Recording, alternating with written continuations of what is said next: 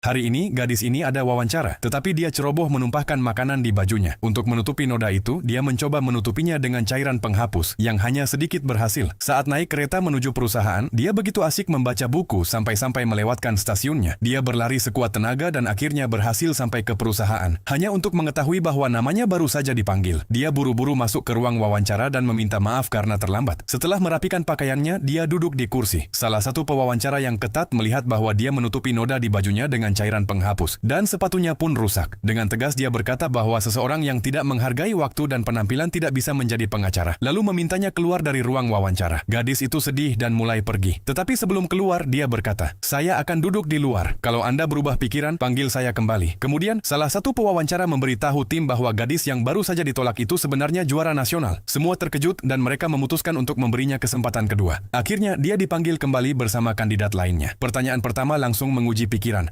Bayangkan sebuah kereta dengan 100 penumpang hampir menabrak batu di jalur rel. Jika masinis mengganti jalur, 100 penumpang akan selamat, tetapi seorang pekerja di jalur lain akan mati. Jadi, masinis menyelamatkan 100 orang, tetapi pekerja itu tewas. Sekarang, apakah ini bisa dianggap pembunuhan? Semua kandidat lain menjawab, "Tidak, masinis membuat keputusan terpaksa. Itu bukan pembunuhan." Tapi gadis itu langsung menjawab, "Ya, itu pembunuhan." Semua orang terkejut. Pewawancara senior bertanya, "Meski dia menyelamatkan 100 orang, apakah menurutmu dia harus dihukum karena pembunuhan? Apakah itu masuk akal bagimu?" Gadis itu menjawab cepat, "Saya tidak bilang dia harus dihukum. Pertanyaannya adalah apakah ini pembunuhan atau tidak. Dan ya, ini pembunuhan. Karena masinis tahu bahwa dengan mengganti jalur, pekerja itu pasti akan mati. Dan ketika Anda sengaja mengambil tindakan yang menyebabkan kematian seseorang, itu disebut pembunuhan." Seluruh ruangan menjadi hening. Saat itulah semua orang sadar betapa berbedanya gadis ini.